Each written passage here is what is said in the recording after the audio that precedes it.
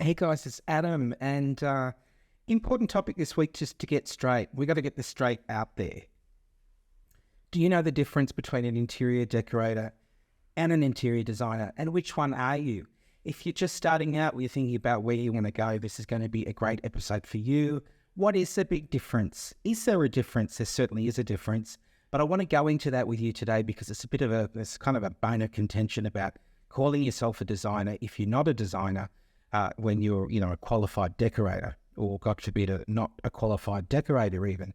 But I want to go into what I call myself with you and why I do that, and then really just help you work out if you're, again, just starting out, which one should you spend your time investing your study in if you're going to start studying, which is fabulous. It's really important to know what you're in for either or. So stick with me today and let's have a chat about it.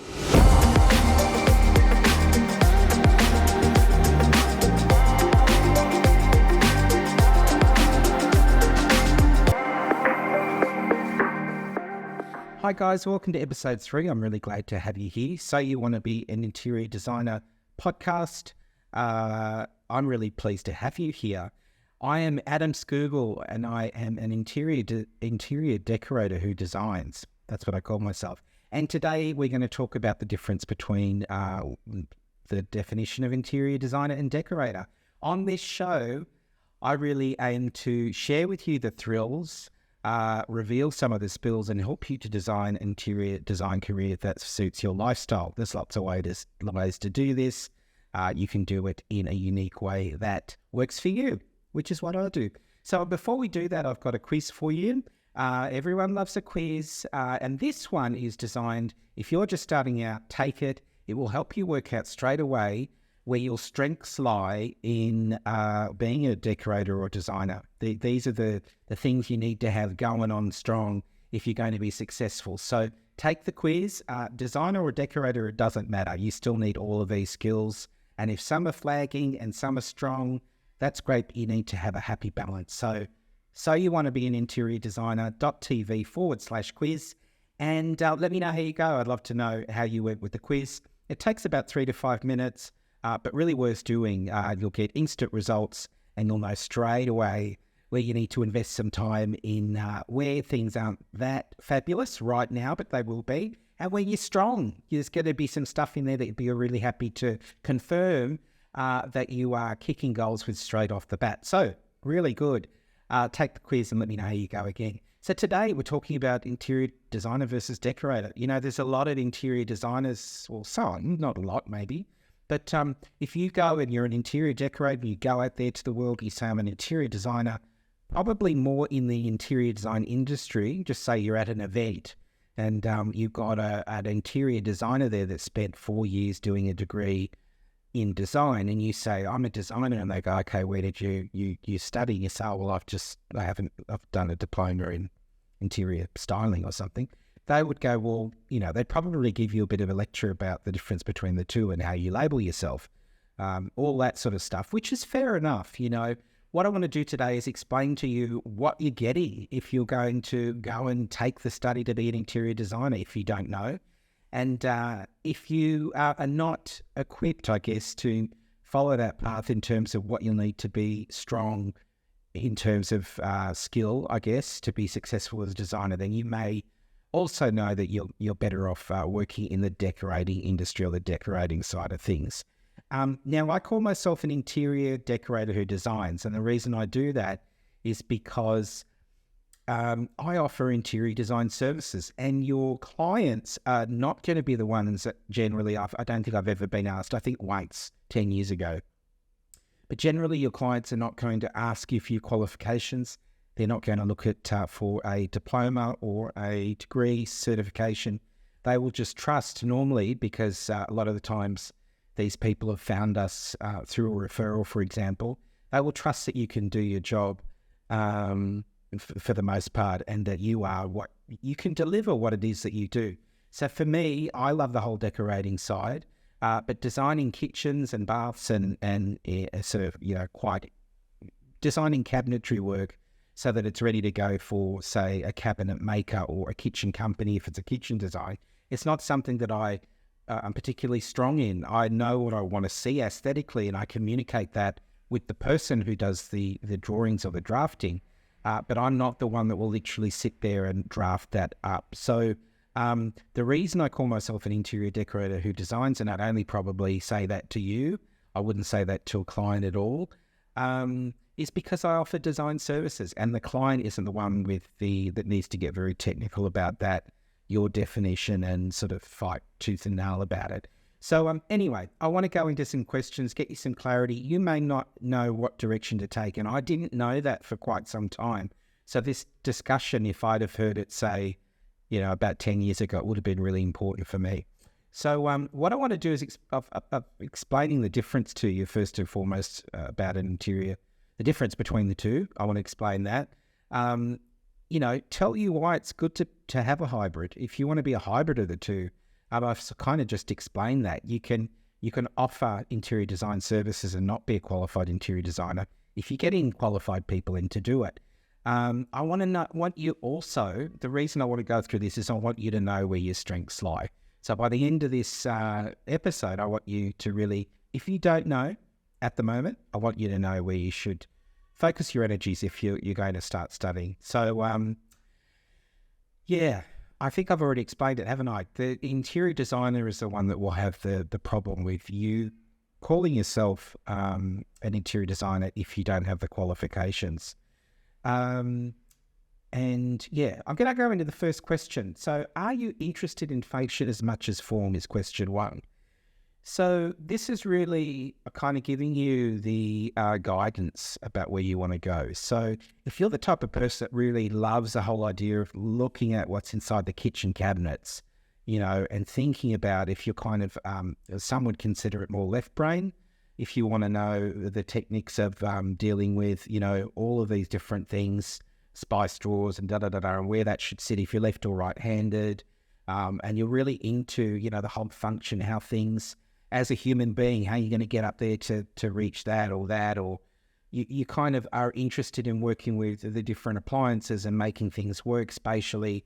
If that to you is something that excites you, rather than going into a fabric shop and looking at a coloured fabric and then how you're going to match that with this floral or geometric or wallpaper, the textures and how they work well together.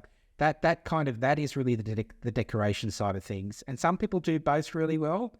Some people are more one than the other. And that information is something that I've garnered from all the decorators and designers that I've known over the years, and I know a lot of them. Some people, doesn't matter whether you're male or female too, some people want to just design kitchen, bathroom, and have that as a benchmark service. That's a great area to be in, because there's a lot of demand for that. People always want to update their kitchen and bathroom. The decorating side of things, not as much, but there is plenty of demand out there. Rain, hail, or shine, COVID or no COVID, recession or no recession, people will want to go and redo their kitchen and do stuff in their homes. So if you're really buzzed and you get really into how things function, and you're happy to look at that as that's your key point of interest about the design industry, then go ahead and study to be an interior designer. Number 2 question is, do you want to do residential or commercial projects? That's a big one too. If you're going to study at a college or even at a university, you're going to study interior design, a lot of the focus will be in your study commercial design. And what I mean by that is you could be doing new office blocks, or you could be working in a shopping centre. You could be doing restaurant design, which is really cool. But the whole idea of that is that you'll need to be across a whole lot of codes and things that relate to making sure that the design's sound, it's safe.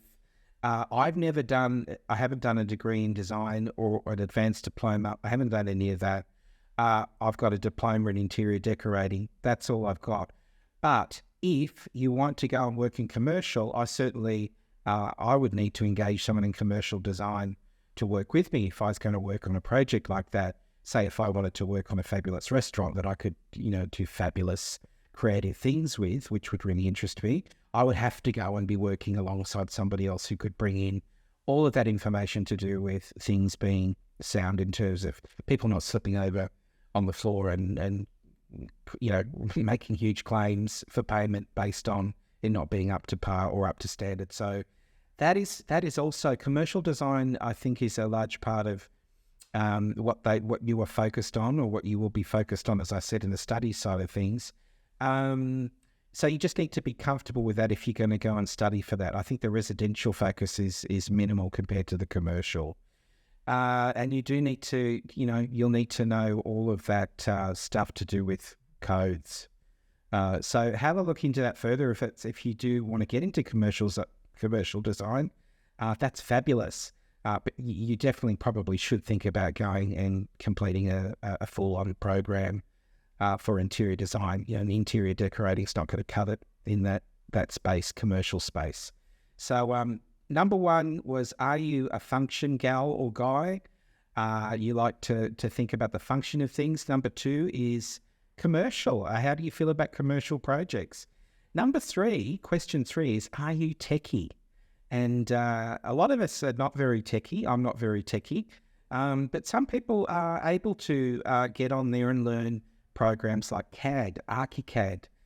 Even SketchUp requires a bit of skill, which I was able to learn SketchUp, and I did use for some time.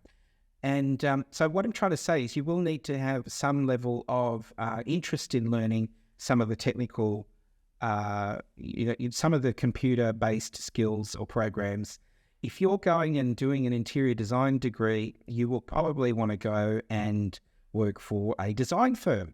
And when you start off in a design firm, you're probably going to be a junior if you've just come out of college or university, and you'll be doing a lot of drafting work or design on computer, which will be designs that just need to be realized.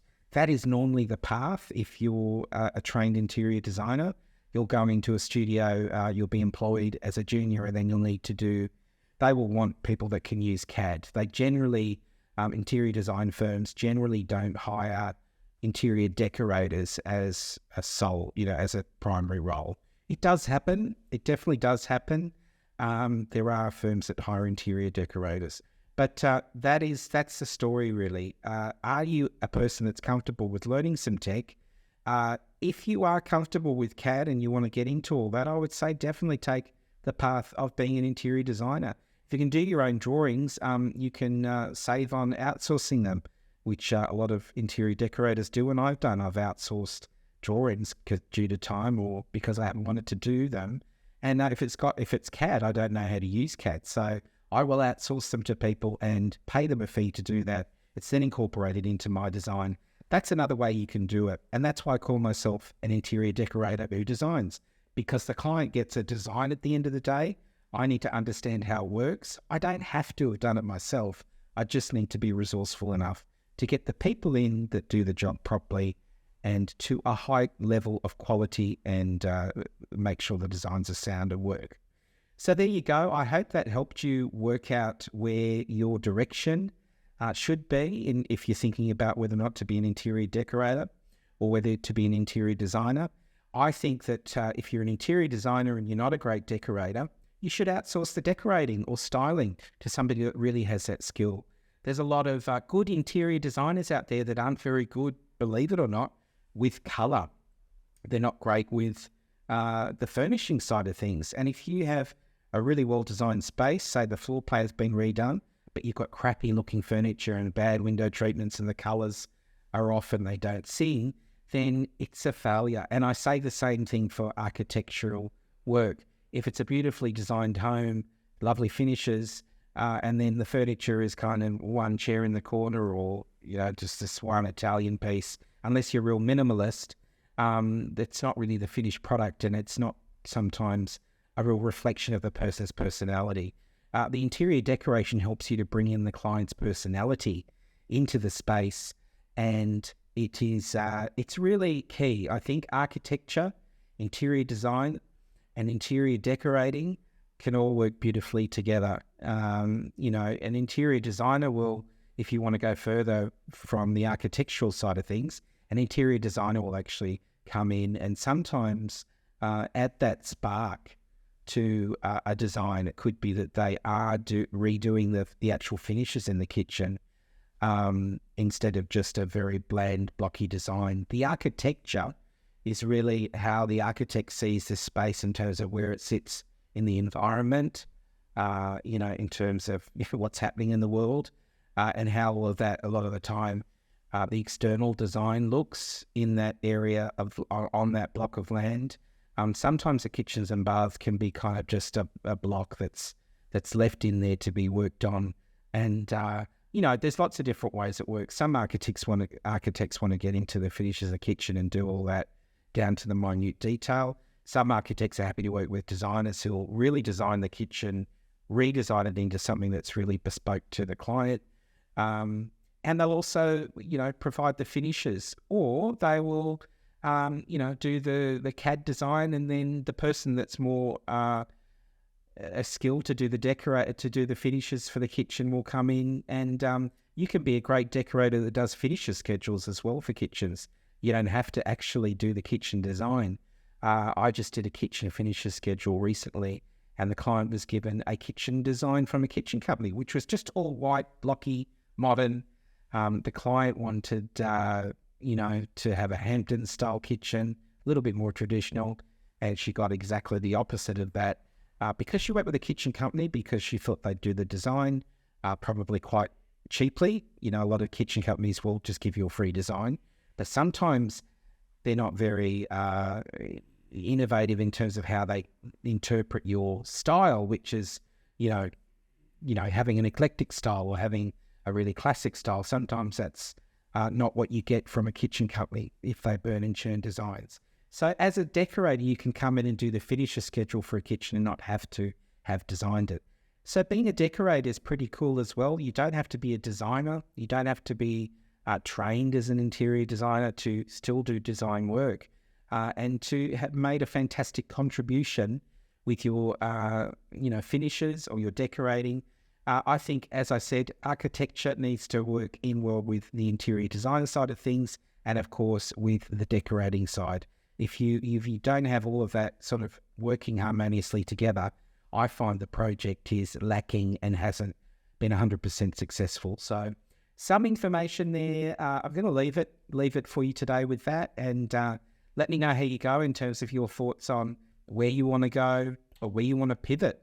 You might be doing a lot of design drawing and you want to get more into the decorating. That can happen too. Or you might be a decorator who wants to take up some skills and learn CAD or SketchUp. That's awesome too. You'll only be giving yourself more ability and skill to do a lot more things, which is great. If you would like to take my quiz, I would love to have you take it. It takes about 3 to 5 minutes. Link is below. So you want to be an interior designer. .tv/quiz, and yes, it will give you some great, awesome feedback on where your strengths are. I bet you've got lots of strengths at the moment. You've probably got some areas that you need to work on, and we all do. I still do. Strengths and opportunities takes about 3 to 5 minutes. It'll help you know where you're kicking goals, help you confirm that to yourself, and I know you are, and also give you some feedback on where you can make some little improvements to be the most fabulous designer in the world. I want to finish to say that I believe in you. If you're here, I know that you've got a great amount of talent and ability. You wouldn't be here watching this if I don't think you'd be here watching this if you didn't have the skill, the talent, and the will to become a fabulous interior designer, changing lives, interior decorator, changing lives, and adding value to these wonderful clients of yours that will really appreciate what you've got to offer and make their lives so much more harmonious and fun. So it is a great industry to be in, and I wish you all the best with everything. So take the quiz, let me know how you go, and I would look forward to seeing you next week on the next episode. And until then, bye for now. See ya.